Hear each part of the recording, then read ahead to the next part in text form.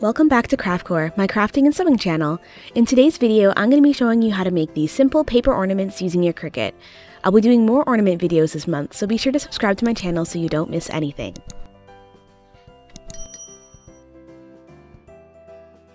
Each ornament is 5 pieces of cardstock in 3 colors. There's a large snowflake, 2 mediums, and 2 smalls that are layered large to small on the front and back of the large background snowflake. You'll also need scissors, thin ribbon, and double-sided tape. I've designed the snowflake cut file and it's available for free to download on my craft blog. I've included the link in the description, so go ahead and download the file to get the project started. You'll want to use a stiff cardstock for this project.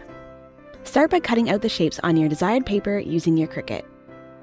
For this project, I selected a bright blue for the background, a pure white for the medium, and a slightly shimmery gray for the small snowflake.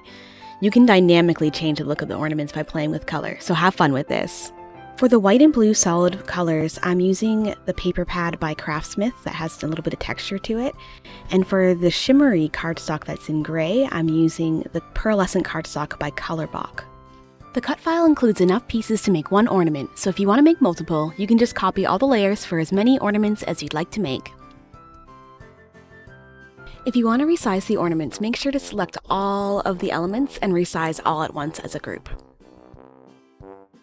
By default, the ornament will measure a little over 3.5 by 4 inches.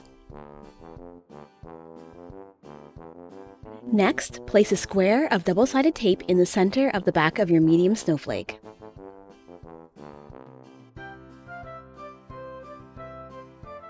Place the snowflake centered on the large background snowflake. Repeat for the small snowflake too. You'll notice that I only use a little tape in the center.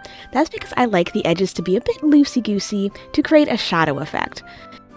If you use a thick foam double-sided tape, this effect will be even more pronounced.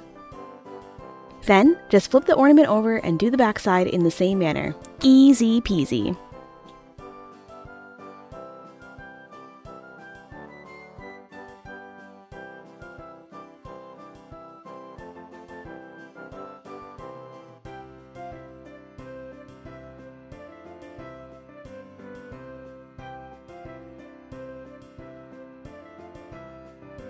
Cut a length of ribbon for hanging. The length is totally up to you. Feed it through the hole and knot as desired.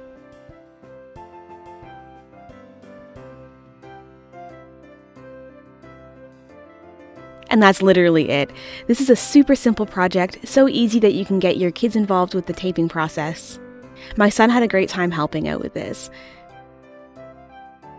If you like this layer design but you don't want to make an ornament, I also have the cut file available without the little circle loop on my blog, linked in the description. You could also use it for scrapbooking or an embellishment. If you like this project, please tap that thumbs up button and let me know in the comments of this video.